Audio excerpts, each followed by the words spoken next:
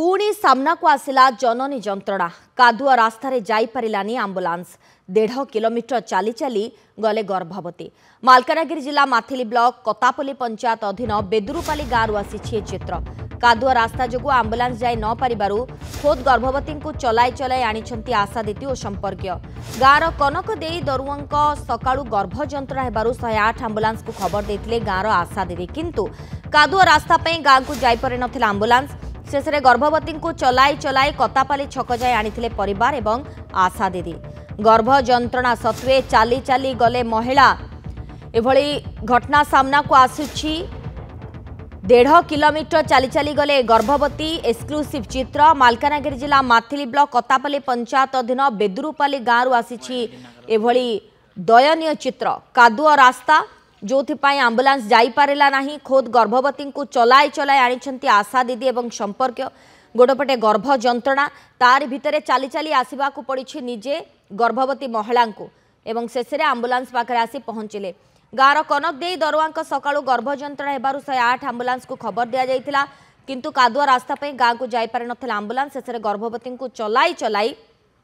कतापाली छक जाए आनी परिवार लोके एवं आशा दीदी शेष मेडिकल को निया जाइथिला। ललित कुमार बेहेरा माथिली रिपोर्टर फोन लाइन रे जोड़ी ललित पुणी थे एभली किसी दयनीय चित्र देखा मिलूँ से पुणी मालकानगिरी जिलूर कारण अनेक समय आम देखुछु कि मालकानगिरी रे एमिति गोटे स्थान जोठिकी अनेक गाँ रही अनेक पंचायत रही जोठी को गाँ को रास्ता भल नहीं कादुआ पचपच रास्ता वर्षा हेले स्थिति एकदम बेहाल गर्भ जंत्रणा होइछि ता सत्वे निजे चाली चाली जीवाको बाध्य होइछन्ति महिला जनक शेष आंबुलांस को से आंबुलांस पाखक को जाइथिले मेडिकल को जाइथिले वर्तमान से महिलांकर अवस्था केमिति रहिछि कोन अधिक सूचना हाँ देखो तू सलानी ये होची मालकानगिरी जिला माथली ब्लॉक अंतर्गत कतापाली पंचायत बेदुरुपाली गाँव चित्र जेम देखंतु जेतेबेले गर्भवती को जंत्रणा आरंभ होइतिला सेतेबेले आशा दीदी सकाळ सकाळ 108 आंबुलांस को कॉल करथिले किंतु 108 आंबुलांस ग्राम को जाई पार नथिला अधा बाटे अटकी जाइतिला कारण कादुआ पचपच रास्ता आंबुलांस जीवार संभावना नथिला एमिति विगत दिन आम गत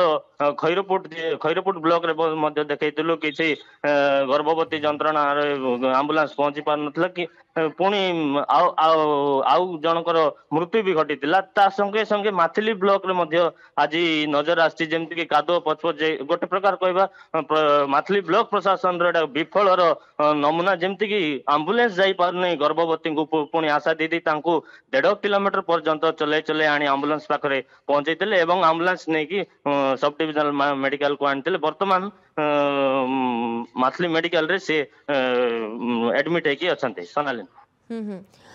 किंतु कथा हेउछि कि अनेक समय एभली चित्र बारंबार देखा मिलूँ गाँ को रास्ता टे नहीं कादुआ पचपच रास्ता आंबुलांस जाई पारु नहीं केतेबेले खटिया बुहा हो जाउछि रोगीटीए ए चित्र एकदम स्पष्ट बारी हो जाउछि जे केमिति रहिछि वर्तमान स्थिति जेमति आपण कहउछन्ती मेडिकल भर्ती होइछन्ती गर्भवती महिला जनक पाखापाखि केते बाट तांकु चाली चाली आसीबा को पड़िथिला आंबुलांस पर्यंत आ शेषरे तांकु मेडिकल निया जाइथिला